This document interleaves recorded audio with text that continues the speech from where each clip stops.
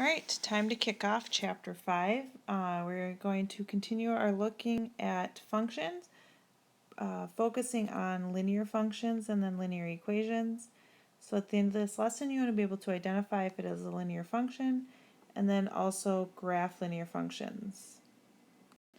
Lots of information, so let's try to just move through it as quick as we can. The graph represents a function because each domain value, which remember is your x value, is paired with exactly one range value. So if you remember that, we talked about that a little bit in the last chapter, or your y value. Notice that the graph is a straight line. A function whose graph forms a straight line is called a linear function, because if you look, the word line is right in here. So when we look at our graph, see how it forms a straight line, there's no bumps, there's no curves, that's what makes it linear. Alright, so I want you to just pause the video and then I want you to try these three out and just tell me whether or not it represents a function and if the function is linear. So here on this first one, remember we can use that vertical line test. So if I were to draw a straight line and just drag that line across, remember it can only cross our graph once. Okay? So when we're looking, if we look at that first one, so that first one is a function because it passes the vertical line test, and then it is also linear because it forms a straight line. So now when I look at that second example, bring my line across, it's a function because it passes the vertical line test, but this one is not linear because it has the curve to it.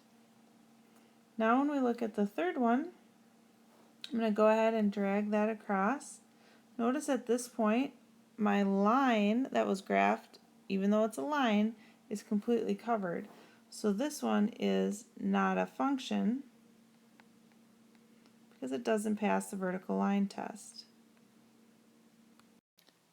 So we can identify a linear function in a couple different ways. We can do it by looking at a table or a list of ordered pairs.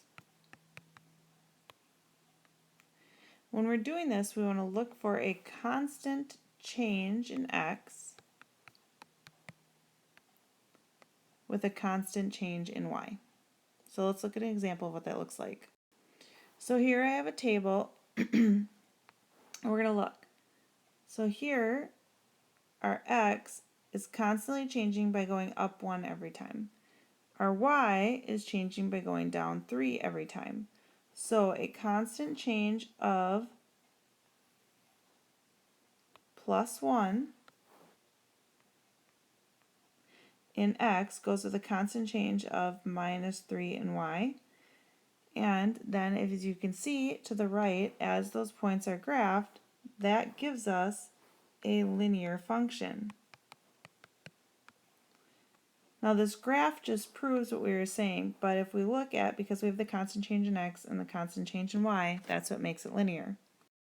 So here's another example for us to look at. Here, our x is constant, which is +1, but it does not correspond to a constant change in y, because if you look, our first one's down 3, then it's -1, then it's +1, then it's +3. So these points do not satisfy a linear function. And if we look to the right, we can justify that with a graph because the graph makes a U, which is not a line, or parabola, because that's the technical name for this. Okay, so let's look at another example that's not already set up for us. So here we have our set of ordered pairs, which I've already put into a table for us. So now we're going to look through, and I'm just going to look at my change in x. So each time here, I notice that I'm increasing by 4. So that's a constant change. On my y side, I notice that each time I'm increasing by 3.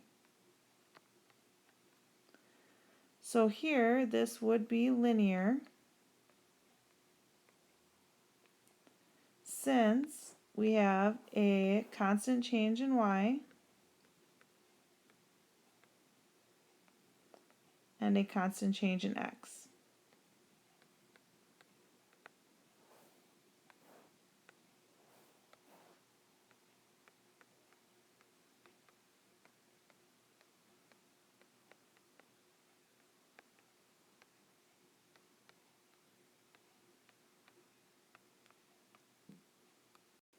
And we can prove that by graphing, but as you can see, because it's just asking for that explanation, it's that constant change. Alright, now it's your turn. I want you to pause the video and try this one on your own and see if you can explain your reasoning. So now when I look at my x, I notice that it's a constant change of plus 2 every time. But when I look at my y, my first time I'm going down 12, then I'm going down 4, then I'm going up 4, then up 12. So this one is not linear. Y does not have a constant change.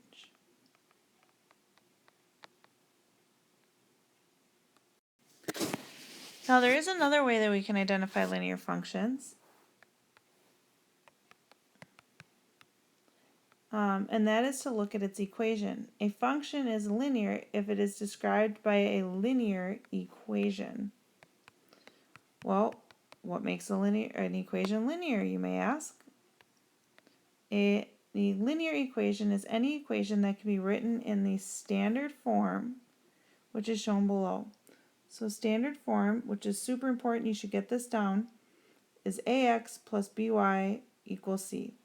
And there's going to be some rules that we're going to go through. And the first one is that a, b, and c are all real numbers, and a and b are not both 0.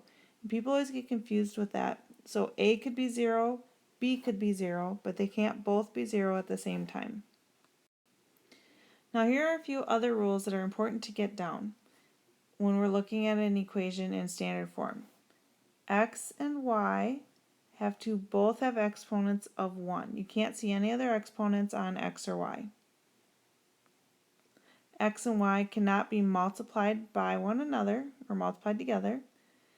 And then here, x and y do not appear in denominators, exponents, or radical square root signs.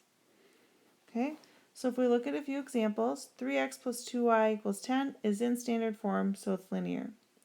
Y minus 2 equals 3x can be changed into a linear function in standard form, so it's linear. Same thing here, I can manipulate it to make it into standard form. Here, because x and y are multiplied, it's not linear. Here, because x has an exponent of 3, it's not linear. And here, because y is in the denominator, it's not linear.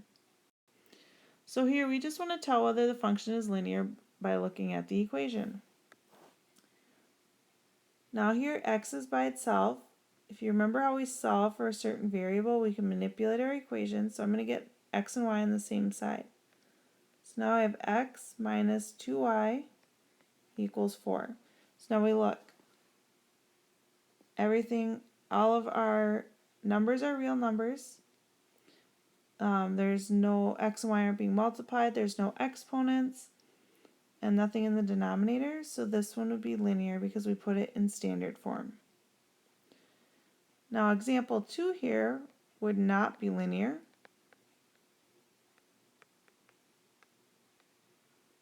because x and y are multiplied by each other.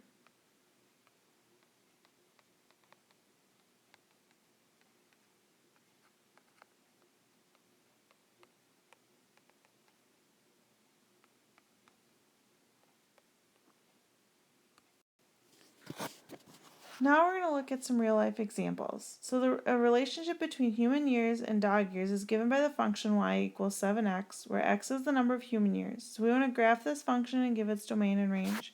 So I've set up a table where f of x or y is equal to 7x. So for 1 year, it would be 7 times 1, or 7. For 2 years, 7 times 2, or 14. And for 3 years, 7 times 3, which would be 21. So our domain here remembers our x values, so it's going to be 1, 2, and 3. Or if we think about it, because we just can't have negative years, it could be that x is greater than or equal to 0, because you can be 0 years old and you can also be half years old. And here our range is going to be 7, 14, 21, so that same thing. If we're going to list the ones that were given, it would be 7, 14, 21. But in reality what happens is y is just greater than or equal to 0 as well.